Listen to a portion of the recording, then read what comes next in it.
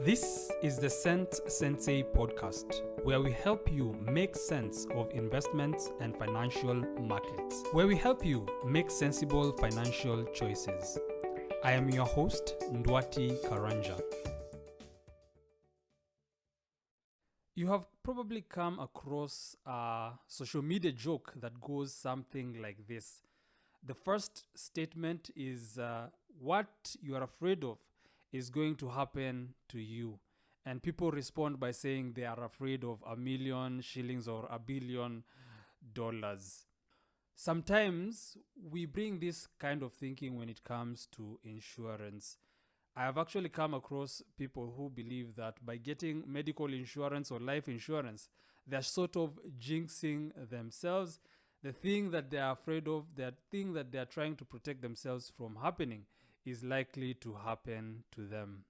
However, before you get into serious investment and you have dependents, it is important for you to get life insurance to make sure that the goals that you and your family and the people who depend on you have are going to be achieved even though something happens to you. And in this episode, we're going to talk about life insurance, how to go about deciding how much life insurance is good for you. Typically, sales agents use a rule of thumb when they're recommending to you how much life insurance you need to get.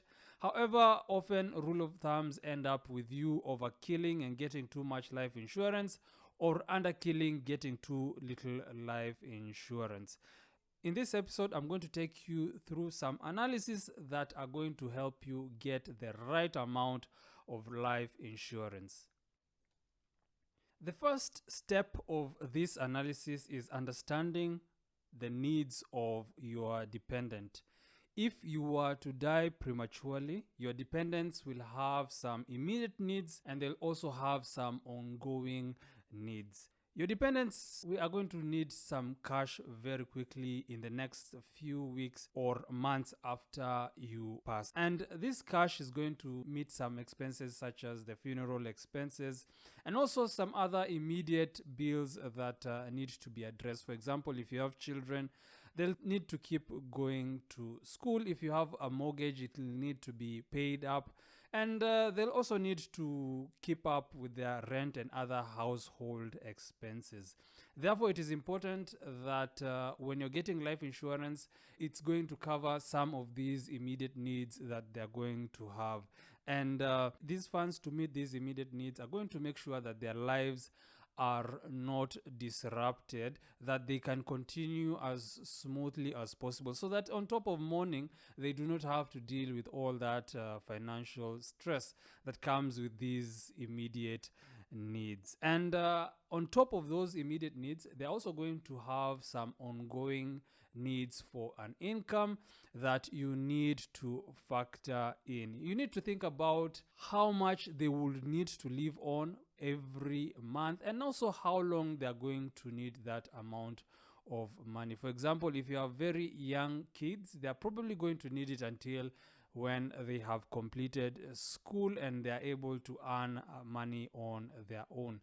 If you have a spouse and, for example, he or she is not working, they might need some income to come in while they are trying to sort themselves out and getting back into the job market.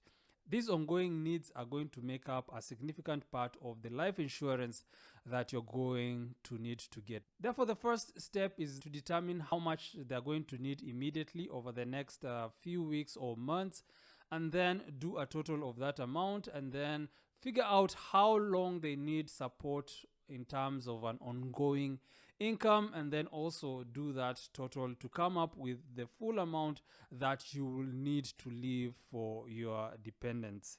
But before you know the amount of life insurance, you also need to think about your current resources, and this is going to take us to the second step of the analysis.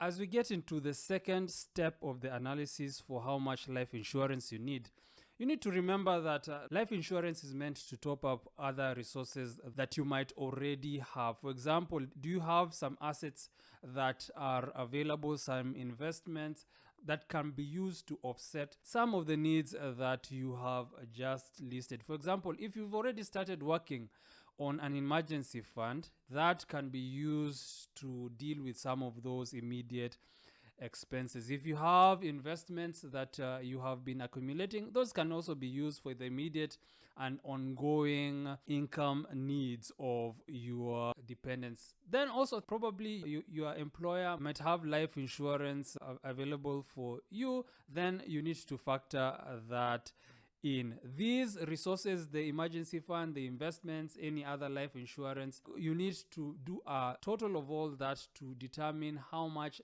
new life insurance you will need to get. In addition to that, as we said earlier, probably if your spouse is not working, they might need to go back to work in case something happens to you. And so you need to think about whether they are willing to do this, whether they are able to get work with the skills that they have.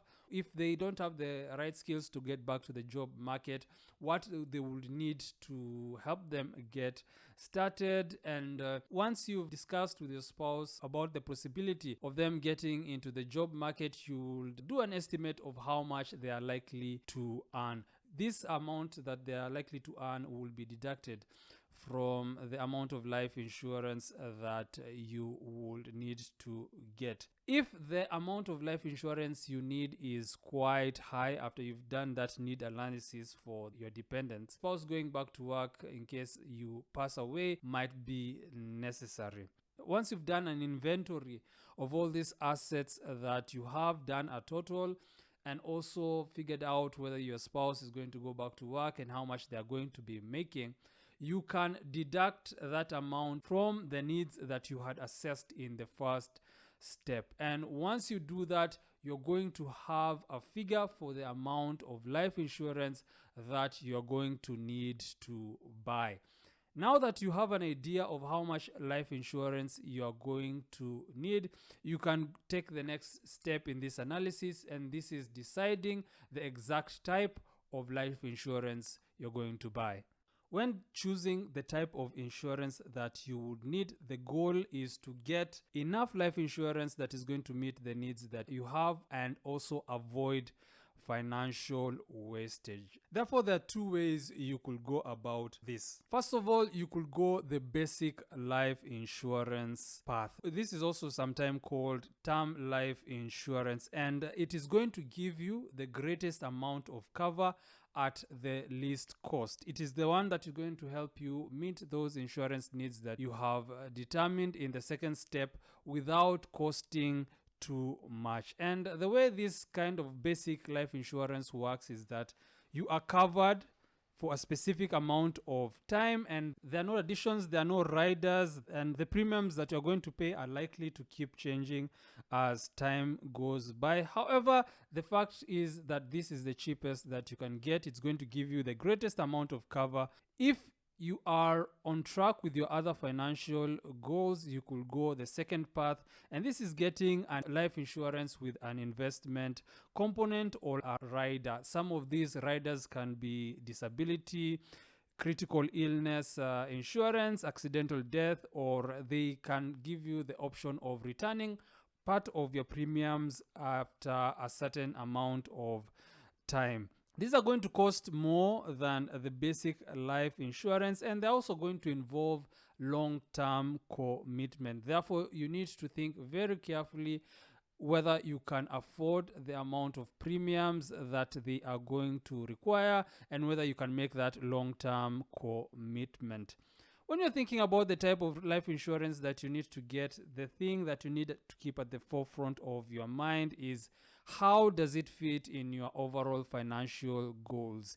If you still have some progress that you need to make on your financial goals, then definitely go with the basic life insurance that is going to give you enough cover to meet your needs without costing too much. And that's pretty much it when it comes to deciding what life insurance you need to get and the amount that you need to get. Let me conclude. Life insurance is an important part of your financial plan if you have dependents. Before you get the life insurance, remember that on your death, your dependents are going to have some immediate needs, and also they're going to have some ongoing income needs. The amount of life insurance that you're going to get is the gap that is left after you've thought about all the current resources that you have that can cover those needs. And keep in mind that you have other financial objectives. And so get the type of life insurance that is going to give you a sufficient amount of cover while at the same time avoiding financial loss. 1 out of 1 people die in this world. And so this is not something that you can ignore, especially if you have dependents. Planning is not jinxing yourself. It is you being a prudent financial manager of your life. This has been the Sensei podcast. We release new episodes on Wednesdays and Fridays. Please subscribe and leave a comment on your favorite podcast provider. I am Ndwati Karanja. Until next time.